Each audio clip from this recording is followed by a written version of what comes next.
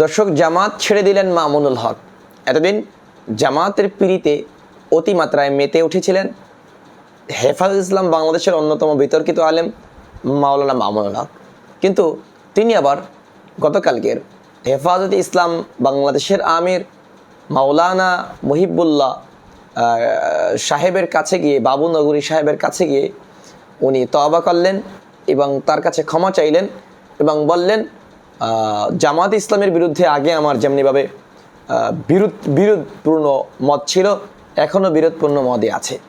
যাই হোক না কেন, আমরা তার কথাগুলো শুনে আসি।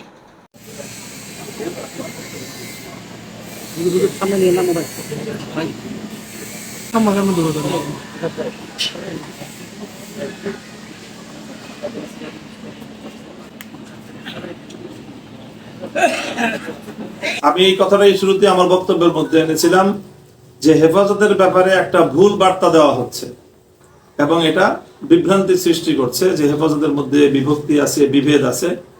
আমরা আমির হেফাজতের উপস্থিতিতে এবং আমাদের সিনিয়র সকল নেতৃবৃন্দ, এখানে হাটাজারি মাদ্রাসার প্রতিনিধি আছেন, এখানে আনুপুরের বিশ্বাস হুজুর আছেন এবং আমাদের বেফাকুল মাদারেসের এই মহাসচিব সাহেব আছেন, এই সকল সিনিয়র নেতৃবৃন্দের উপস্থিতিতে আমরা দ্ব্যর্থহীন ভাষায় বলতে চাই, হেফাজতে ইসলামের মধ্যে কোনো বিভক্তি নাই, কোনো বিভ্রান্তি নাই এবং হেফাজতে ইসলামের পক্ষ থেকে আমির হেফাজত যে বক্তব্য অব্যাহতভাবে দিয়ে চলেছেন, সেই বক্তব্যের মধ্যে আমাদের আদর্শিক জায়গা থেকে আমরা অত্যন্ত দৃঢ় এবং মজবুত।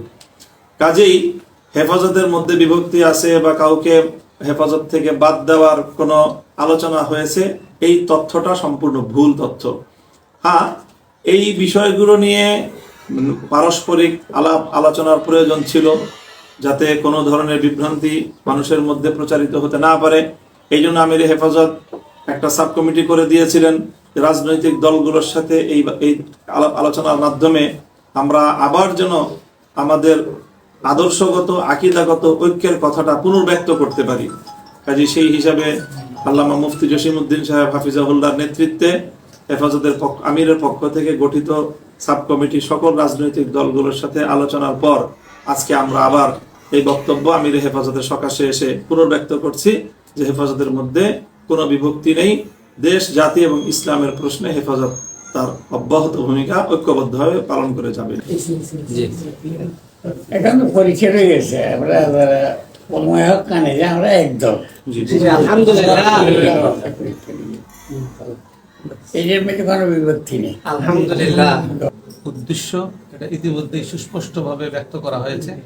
আমিও একই কথা পুনর্ব্যক্ত করছি যে হেফাজতে ইসলাম ঐক্যবদ্ধ ছিল ইসলামের প্রশ্নে, দ্বীনের প্রশ্নে এবং দেশের প্রশ্নে।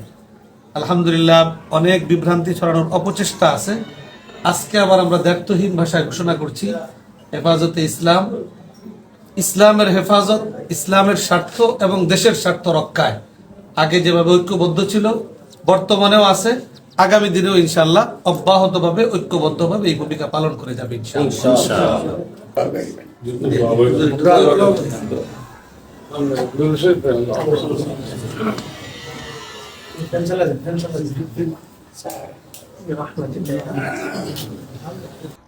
তাহলে এর মানেটা দাঁড়ালো কি মামুনুল হক সাহেব, ইবনু শাইখুল হাদিস? এর মানেটা কি দাঁড়ালো? আপনি তাদের দরওয়াজায় স্বর্ণপন্ন কেন হয়েছিলেন?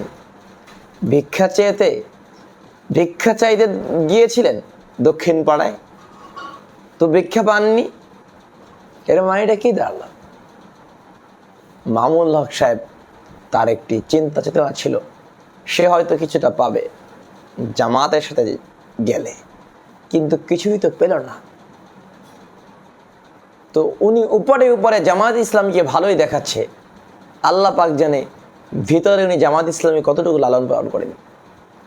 আমার মনে হয় গত কয়েকদিন যাবৎ দেখতেছি আলী হাসান ওসামা কওমি থেকে জামাত ইসলামীতে গিয়ে উনি ভালোই জামাতের আমিরের সম্পর্কে বা জামাত ইসলাম সম্পর্কে পরিপূর্ণ নিজেকে একদম বিলিয়ে দিয়েছে, কিন্তু মামুনুল হক সাহেব বিলিয়ে যেতে পারল না। উনি গিয়েছিলেন স্বার্থের জন্য, স্বার্থ হাসিল হয়নি। উপরে উপরে সামনে যদি মেওয়ার পটটা ওনাকে দেওয়া যায়, সেই জন্য উনি অপেক্ষায় আছেন। যদি সেটাও না দেয়, লিখে রাখেন উনি স্পষ্ট আকারে দল থেকে বলবেন আমাকে বাদ দিয়ে দেন, রিয়েল লিখে রাখেন। সুতরাং এটি এক প্রকারের ভাওতাবাজি। ছাড়ুন না ওহে কৌমি আলেম, ছাড়ুন না ওহে হেফাজত ইসলাম বাংলাদেশের আলেম, ছাড়ুন না ওহে দেওবন্দি আলেম, ছাড়ুন না। দক্ষিণ পাড়ায় যাওয়ার প্রয়োজন নাই, আপনি আপনার পাড়ায় থাকুন, নিজের চরকায় তেল দেন। যদি যাওয়ার প্রয়োজন হয় আলী হাসান ওসামার মতন সংগঠন ফরম পূরণ করে পরিপূর্ণভাবে ঢুকে যান। উদখুলু ফি সিলমি কাফা, উদখুলু ফি জামাতিল ইসলামী কাফা, জামাত ইসলামের মধ্যে পরিপূর্ণ ঢুকে যান। অর্ধেক ঢুকিয়েন না, মানুষকে দেখানোর জন্য ঢুকিয়েন না, নিজস্ব কোনো চাহিদা চাওয়া পাওয়ার জন্য ঢুকিয়েন না। আসসালামু আলাইকুম রহমতুল্লাহ বারাকাতুহু।